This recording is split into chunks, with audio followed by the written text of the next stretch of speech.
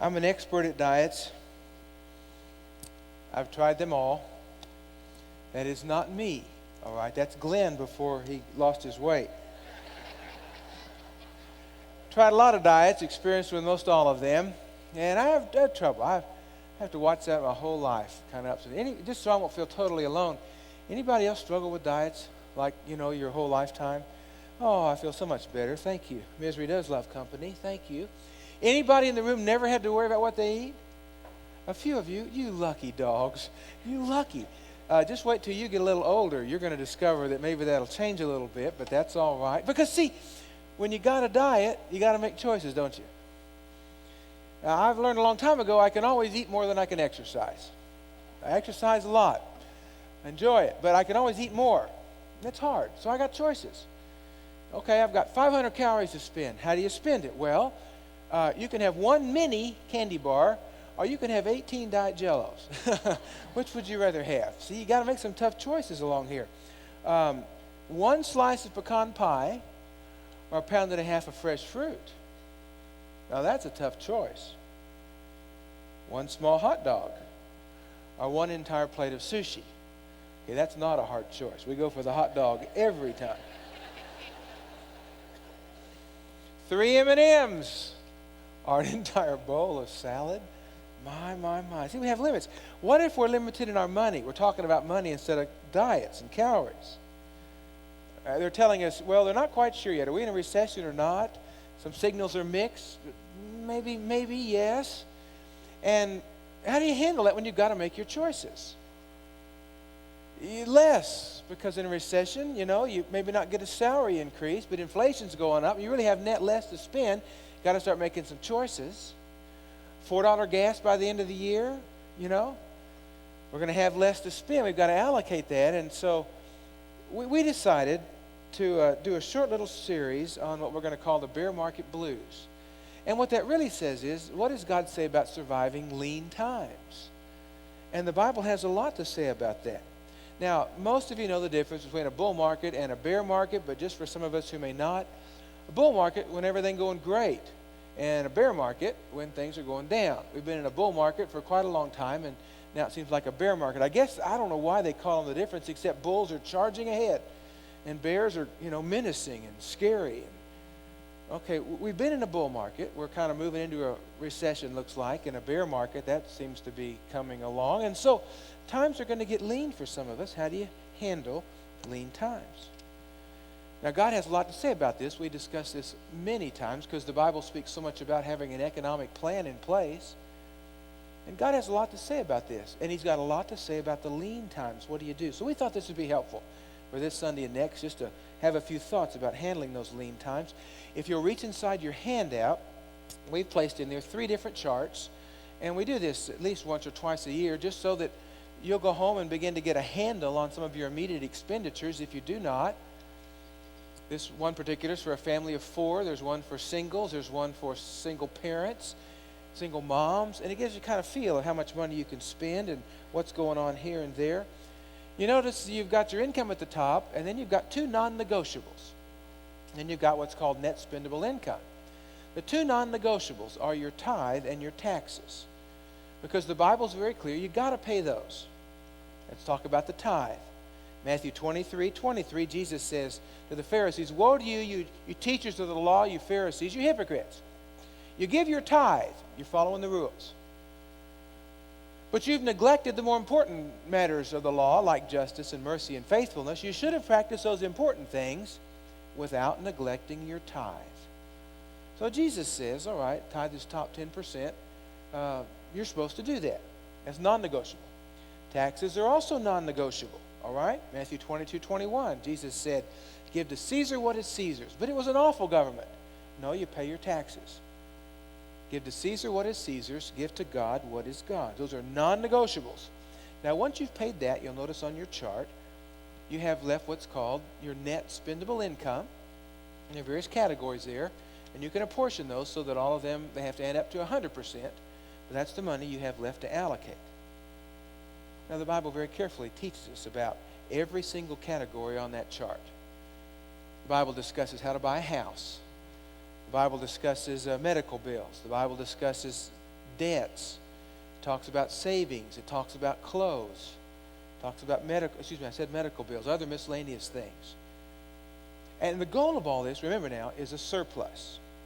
The goal is not just to spend it all and then have nothing left. The goal is a surplus. And when you're first starting out, you may not even be close to a surplus. You're just getting by hand to mouth for a while, but hopefully you follow God's principles. As time goes on, you begin to have a little more, and you finally get the kids gone, and your retirement funds start to edge up, and some of your investments, and then you have your surplus. Most folks can't afford it just starting out, but that's the goal, is that somewhere along the line, following God's principles, you've got a surplus that you can pour out to other people. We teach 3 economic levels of classes here at Casas. Watch those in the handouts. They'll be announced. Bob Henry, among some of his friends, are very faithful in donating time for couples to try to get their finances figured out. Those are available to you if you'd like them. I think they're very helpful for a lot of us. So, a couple of thoughts. A couple of thoughts about surviving the lean times. What do you keep in mind in a bear market from a Bible point of view, all right? And here's a thought. First of all, batten down the hatches. That's a nautical term, of course. Storm's coming, waves are big, portholes are open, hatches are wide open, the water's pouring in. Close the door, see? Close the portholes. Close the hatch. Batten down, because lean times are here. The storm may be coming. You know that in a recession time, unemployment goes up. And people start losing jobs. And you kind of know the old saying, it's a recession if you lose your job. It's a depression if I lose my job. Some of you are starting to lose your jobs. That always happens in a recession. It happens here. There's a lot of folks praying for you. And I just want to say, if you're losing yours, I really am sorry, because it's not fun to lose a job. And some of this sermon may seem kind of hard because you're going to be conflicted. But you'll get another job. We always do. But it may be tough through those years. But you know what? It's hard. And if you're losing yours, I know it's really, really tough. Hopefully that'll be restored soon. Understand that as we talk through some of these things. So what do?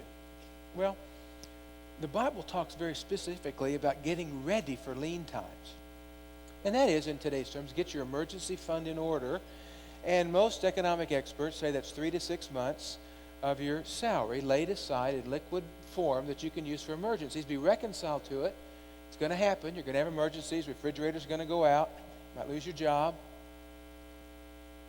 You lay these things aside. Let me show you the verse that talks about your emergency fund. Proverbs 21:20. In the house of the wise are stores of choice food and oil, but a foolish man devours all that he has. See, what are you supposed to have in your house? Some surplus, some supplies, an emergency fund for a rainy day.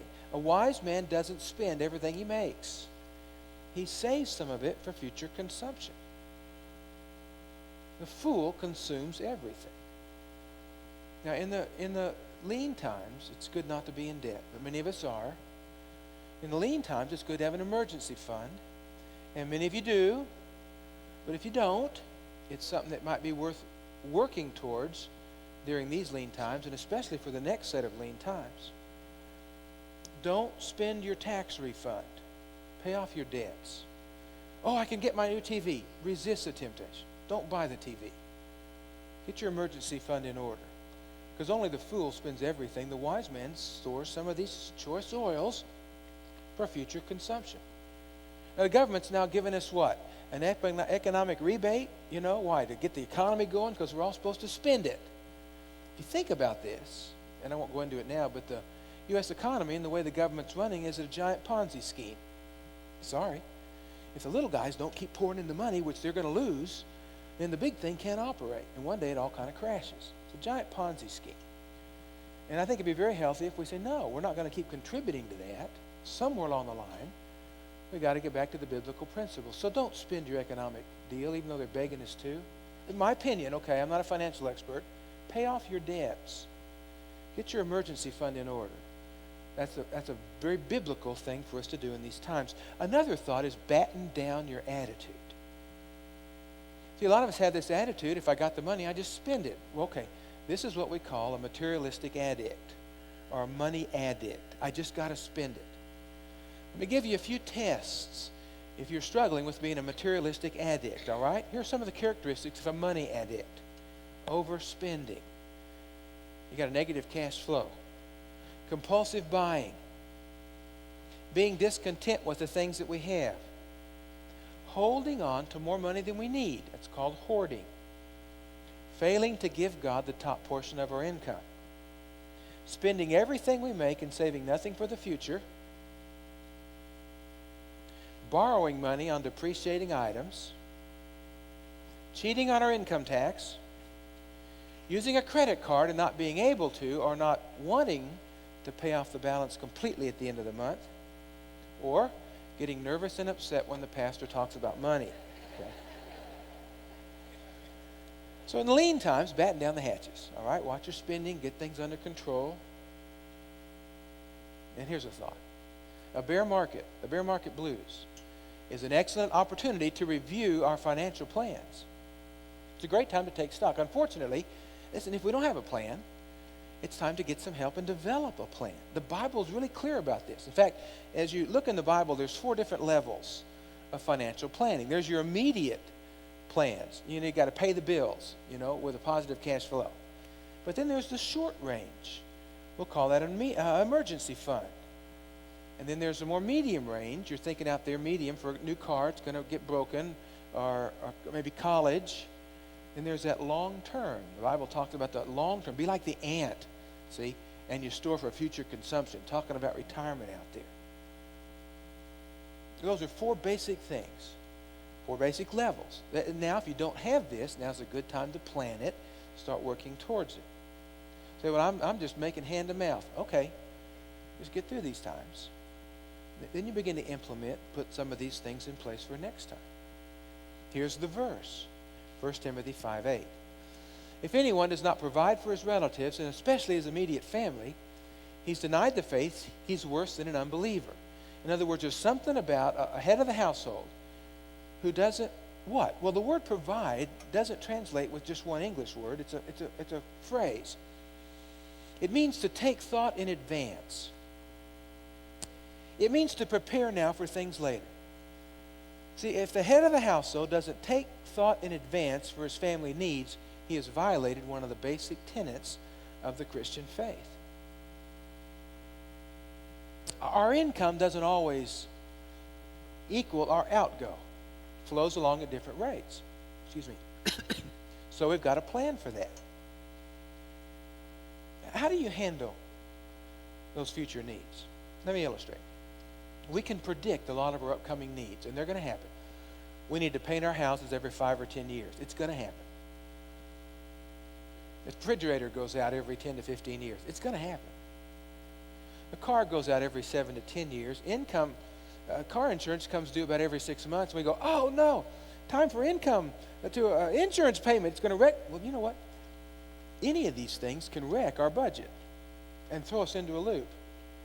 Or we can plan, because we know in 6 months we've got to save up each month to pay the car insurance when it comes due. See, here's the question. Are you anticipating your family's future financial needs and setting aside money to meet those needs? Or do you just hope that somehow or other things are going to work out when the needs arise? There are only 2 approaches for meeting our future financial needs. One is to save a part of every dollar that comes into our hands to meet those needs. The other way is to spend everything we make and plead to God for mercy when the needs arise. And I think sometimes God would say to us, what do you mean? I gave you the money. I gave you the money for that refrigerator. You just spent it all on a television set. See, we got to be making choices here as we move along, because God's very clear about how we handle our funds. There are 2 great temptations the Bible talks about in lean times. Well, there's many, but here's one. There's a great temptation to cash in our IRAs when times get tough. And let me just, again, I'm not a financial advisor, but let me encourage you, don't do that. Don't do that. Work another way around it, because if you take money out of your IRA, you will never catch up for what you did. In fact, a lot of folks say you'll need to put that money in plus 30%. You'll never catch up. And one day you're going to need it. My daddy sat me down in my first full-time job, and he taught me, even when I was mowing grass, top 10% goes to God. You just do it that way. I remember my dad said, okay, now, Roger, I was 24 years old. Every paycheck, you put a significant amount, at least 10%, in an IRA, and 401(b) or whatever. And Roger, one day, you're going to be really glad you did. And I thought, that's 40 years off. That's getting close. And I'm really glad I did. It was Albert Einstein who said, compounding interest, especially tax-sheltered compounding interest is the eighth wonder of the world. The other temptation is to panic. What am I going to do with my resources? See? And a lot of folks will say, well, look at the market, it's going down. And I think the Bible would say, don't make a snap decision. Be careful here. Because you can make some giant mistakes. Maybe it's time to rebalance things. Maybe time to withdraw some. Especially, this is tough if you're in retirement right now. And that market's going down. And you got to face rebalancing and some choices. This is a really tough time. But don't panic. In one sense, the stock market goes up over time. It's in 20-year cycles sometimes. We may be entering into one of those, but we'll see. And you go to your stockbroker and he'll hand you a chart like this. See, the stock market grows from 1940 till today. Only be careful you look at it. It's on a logarithmic scale, not a linear scale. If we were to stretch that thing out, that's on one page. See, but really, if you were to make a linear scale, it's here and about 40 pages out. See, it takes about 40 pages to go up this much. But it's going up. And for a lot of folks over time, it's a good investment. But you've got some tough choices to make. Don't panic. Seek God. Get good advice. Make wise choices in these lean times. Now, the best way to get control of things is what the Bible calls a budget. Only it doesn't use that term, but I'll give you the Bible verse for a budget. Solomon says, be sure you know the condition of your flocks. Give careful attention to your herds. Anybody here have a flock? Probably not. Anybody got a herd? You got a flock? And most of us don't have flocks or herds. So put in there what you do have. Be sure you know the condition of your savings account, of your checking account, of your assets, of your car payments, of the worth of your house. The verse goes on to say, because riches don't endure forever. How do you get control? You make a budget. Now we know from surveys here that less than 10% of us sitting in this room have any kind of budget that they live by to keep things under control. And if you don't, you'll spend everything you have, usually. I was chatting with a lady this last week. She was struggling deeply because it was recession time, and she's trying to get a hold of her finances, only to discover she didn't have enough for retirement. She didn't have enough laid aside for medical bills. She didn't have enough of anything. She didn't have a budget. And in part of our discussion, she says, I don't know how much to spend on the kids' clothes. I go to the store and I got to buy shoes and pants. I don't have the slightest idea how much I could spend. So I said to her, I bet you feel guilty every time you spend $1, don't you? Yeah. See, if you don't have a budget, you don't know how much you've got, but you know you don't have enough, you're going to feel guilty every time. Shouldn't be that way. So she says to me, I just wish I knew how much I could spend. If I knew I had, all the school clothes this year, I had $500 or whatever, she said. If I just knew how much, he had no idea. And that's not fun. So you get control of the condition of your flocks. It's a budget term. That's why we give you once or twice a year that little chart. And many of you will go home this afternoon and start putting things in perspective. And it's a good, very healthy, biblical thing to do, especially when times are lean. In lean times. I think the Bible also would say, there's another thought or two comes out of the Bible, that a bear market is a good time to see the hand of God at work. In fact, Bob Henry has shared often with me, he feels like recessions are times when God just decides to get our attention. So what's God's doing? See, it's a good question to ask. I know that one of God's intentions for me is blessing. He wants to prosper me. He wants good things to happen for me. He's given a plan how to do it. Jeremiah 29, it's what he has for you too. You know, God says in Psalms, I am intimately and caringly involved in your life. He wants us to enjoy it. For I know the plans I have for you, Jeremiah 29. I want to prosper you and not harm you. I want to give you hope and a future. And then you'll call upon me and you'll find me. I want you to prosper. I remember a lean time in my life. It was just something I wanted. I was studying the heavens and trying to figure out the stars and how things came into being, and I really wanted a telescope, and I found one for about $1,000, little 8-incher, and I didn't have $1,000. And besides, Julie said no, so it just didn't matter at all. I wasn't going to get a telescope. And a week or two later, I'm walking down the church sidewalk, and Ron Watkins, he had just come to the University of Arizona, he's going to major in astronomy. Ron Watkins walks up to me and says, Roger, I need help. I live in an apartment. I've got a 24-inch telescope, and I can't use it in my apartment. Do you know anybody in the church who might want to put a 24-inch telescope in their backyard? I poured a slab that week. And I had a 24-inch telescope in my backyard for 4 years. Didn't cost me a dime. Isn't that nice? You know, I couldn't afford it, but God just said, I'll prosper you. How many of you would say, you know, there's times I couldn't afford a thing and God just poured it in? How many would say that? Isn't that a good thing?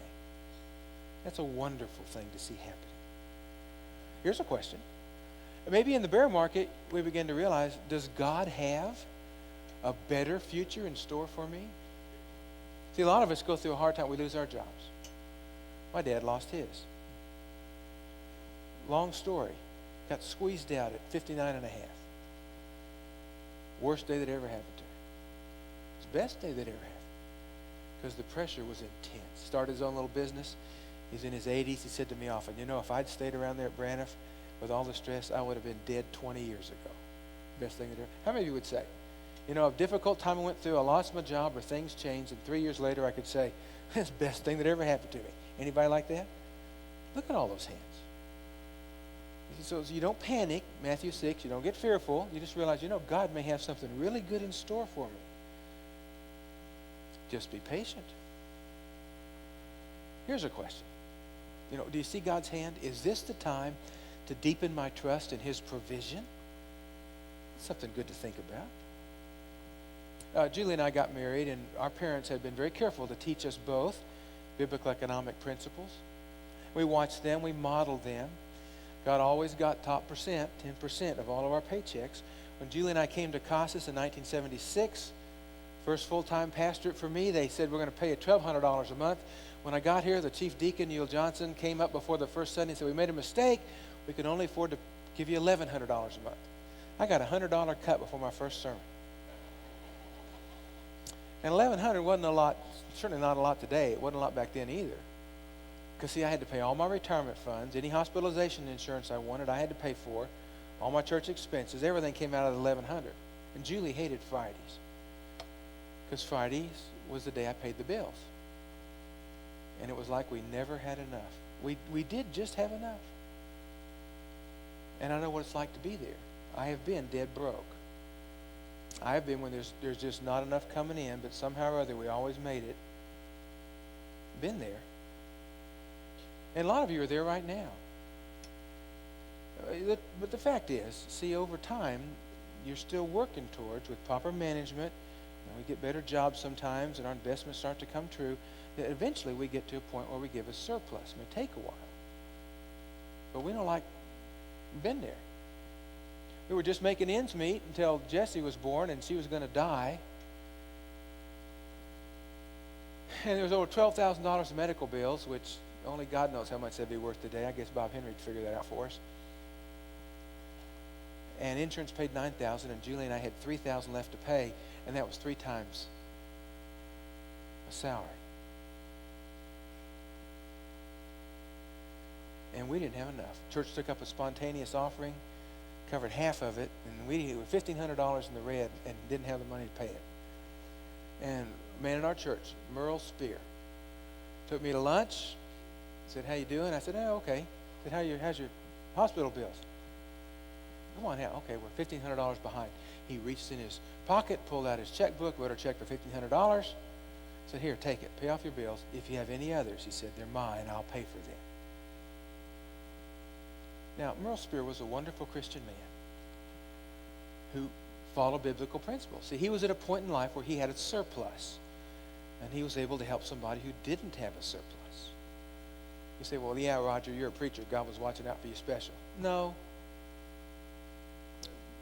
You know, Julie and I aren't any different than anybody in this room. You've got a job. We've got a job. You've got responsibilities. You've got kids to raise. We've been through all that. Still doing that. Well, no, how many of you would say, same testimony, you know, when I was dead broke, I was really at the end of my rope, God brought somebody into my life and took care of my needs. How many of you would say that? Look at all those hands. See, God says, you give to me and I'll work for you. And so sometimes it's time to look in the bear market to the provision of God. But you know, it's also fair to ask in the bear market, is there anything about my financial dealings with God that might need mending? See? Am I wasting money that I ought to be using in another? You're asking these questions. And I'll show you an interesting pair of verses in Proverbs 3, 9, and 10. Remember, we've studied Proverbs, and these aren't necessarily direct promises, but they are very general truths. And this is pretty generally true. Honor the Lord with your wealth, with the first fruits of all of your crops. There's the tithe. Then your barns will be filled to overflowing, and your vats will brim over with new wine. So you give me the top portion, I'll take care of you. In fact, in the book of Malachi, it's the only place God says, test me, and he makes it a promise. You give me the top portion. You just test me. And see if I don't take care of you and meet your needs. So you ask the question, am I giving God the top portion? Am I doing what he's asking me to do? You compare that with Haggai, chapter 1, verse 3. The word of the Lord came to the prophet Haggai. Is it a time for you yourselves to be living in your paneled houses? While my temple's in a ruin, my house is in a ruin. It was tough economic times. The recession was on as you read through the book. And God goes on to say in verse 5, here's what the Lord says, give careful thought to your ways. See, what was happening was God's house was in ruin, but somehow or other they found money to get their houses built. Paneled house is like our word plush carpets. They got a plush carpet house, and God's placed in a wreck. Where'd they get the money? Top 10%. They stopped giving to God. Listen, in the lean times, the one thing you don't want to do is stop giving to God. They stop giving to God, and look at this verse. Many of us would go, well, this is my life. Verse 6. You've planted much, harvested little. You eat but never have enough. You drink but never have your fill. You put on clothes but you're not warm. You earn wages, look at this, only to put them in a purse with holes in it. So if you take my top 10% and you spend it on yourself, tell you what's going to happen. I'm going to clip a little scissored hole in your billfold, and it's just going to drain out the back. It's okay to ask those questions.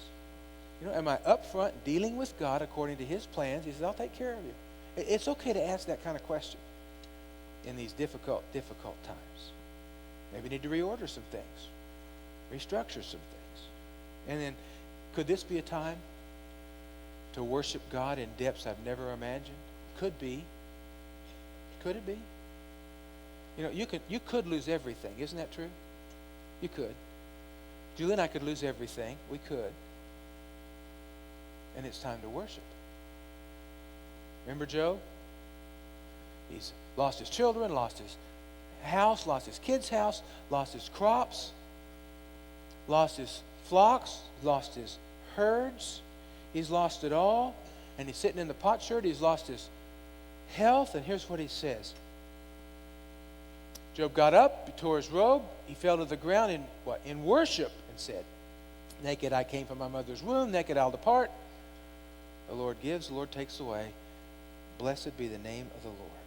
Some of us will lose it all. And in the moments of losing everything, you and I just may very well find the deepest moments of relationship with God that we've ever had. Could that be true? You bet. But sometimes when it's all gone, there's no place else to go. Is there anybody in the room would say, you know, I lost it all? Anybody? Look at all those hands. I lost it all. And you'd say, anybody would say, and you know what? Some of the most special worship times with God I ever have. Anybody with that? Sure. It'll be special times. In our What's Next class, Ray Edwards, Carol Galler have led that for about 5 years. When people make decisions in our invitation services, they go over here to this side of the church and back in the back. And back in the back, we invite them to our What's Next class, where we help these new Christians get started. And what you maybe not know is there are a lot of folks who didn't ever walk the aisle here to the back who see the class and they just go to the class. And the first thing Ray and Carol do is give everybody in the room a $5 bill. And it's a lesson in grace. They give them a $5 bill and ask, "What are you thinking?" And some will say, "Well, can I have another one?" See. "Do I have to go earn this? What do you want in return? Can I keep it?" And Ray says, "It's grace. I gave you the 5. Stop asking those questions. Just enjoy." And some of those new Christians begin to deepen their understanding of grace. And that $5 bill comes to be very special. Ray says, some use it as a bookmark in their Bibles. One guy framed it and put it on the wall. There was one mom, single mom, that was broke that morning. She didn't tell anybody she was broke, but she took the 5. Brand new Christian. "God, what am I going to do with this?" Well, she took that $5 and bought gas to put in her car, which enabled her to drive to a job interview. And she got the job. And she calls it God's job. See? In that moment of great destitution, she was worshiping. And special things happened for her. The bear market, it's a great time to deepen our community. Yeah, when you're in help, you want your friends around you. When you're hurting, it's nice to have people that you know who watch after you, take care of you. The early church, Acts chapter 4, when anyone was in need, there was a drought in the first century. There was a tremendous recession in Jerusalem in the first century. And those who had extra houses or land would sell it and take care of the needs. The ones who had surplus would share. And that takes place. Why do you go to an adult Bible fellowship? Well, here's one of the reasons. In a bear market, you begin to be sensitive to the needs of the people around you. And if you're in an ABF, there are people in there who realize when you got problems. And I can't tell you verbally some of these stories because pretty confidential. But there are a lot of our families been blessed. Dad's in the hospital. And some extra hospital bills folks have chipped in. Kids are at home. Mom needs to be in the hospital. We'll babysit. And on go the stories.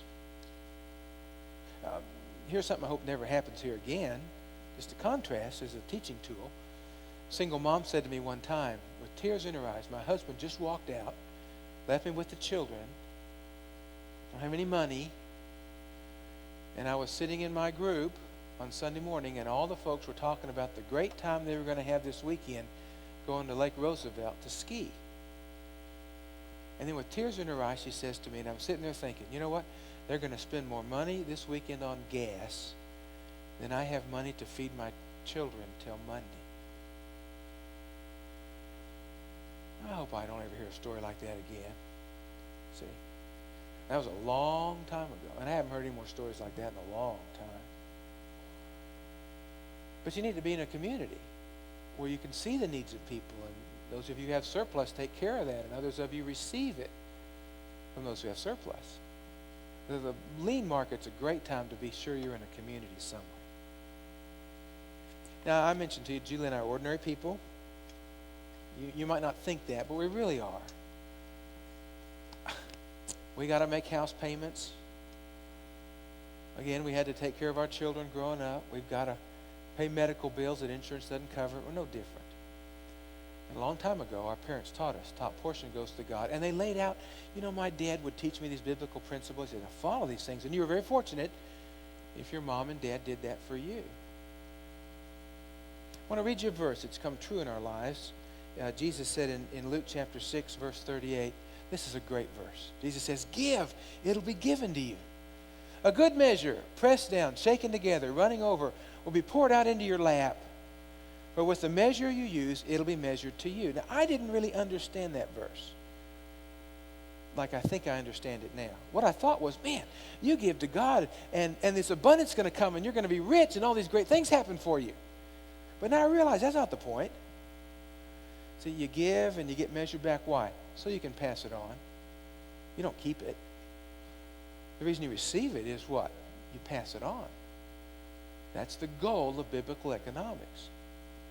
Now, again, when you're just starting out, you're just struggling to make ends meet. But over time, you get more assets, you make your investments, maybe get a little higher paying job, and you use biblical economics. And if you do, you'll begin to develop a surplus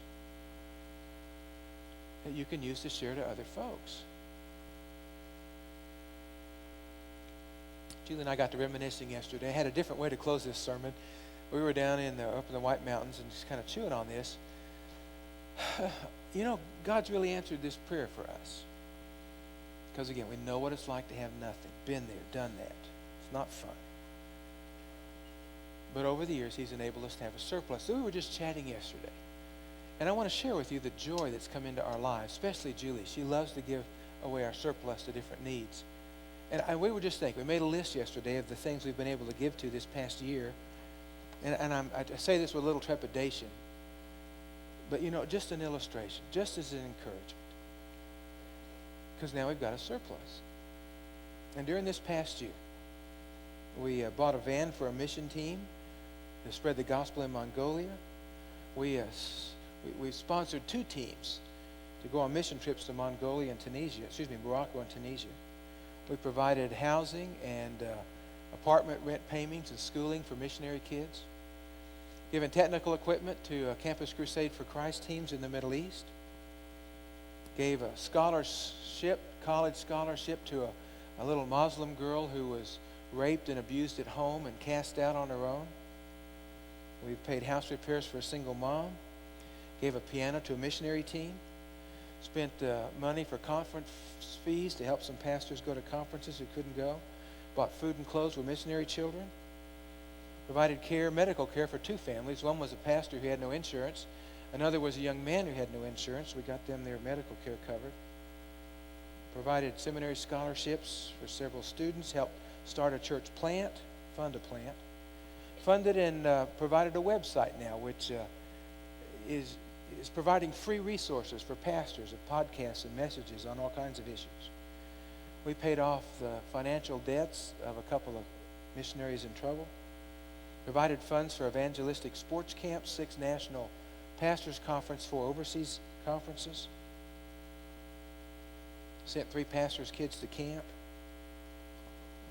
And gave money to help build 2 church buildings, and that's in addition to our tithes and our global outreach stuff. You know, we didn't start out years ago following biblical economics to get rich. We've pretty much kept our standard of living. That hadn't changed. You know, I used to buy clothes at Ross. I still buy clothes at Ross. Just don't change. But the key is, see, God's plan is that over time, we begin to develop a surplus. So in lean times, you can share your surplus. Now again, a lot of us don't have any surplus. We're struggling with an emergency fund. And I just want to testify, as many of us can. You know what? If you start now, it's never too late. But go ahead and start. Follow His plans. And Jesus' promises. One day, you'll be able just to kind of pass it on out. And I enjoy passing it out, but not near as big a kick out of it as Julie gets. And that's what Jesus meant in that verse. Now, we all won't get it to the same level. Some of them have a whole lot more than the level Julie and I have talked about.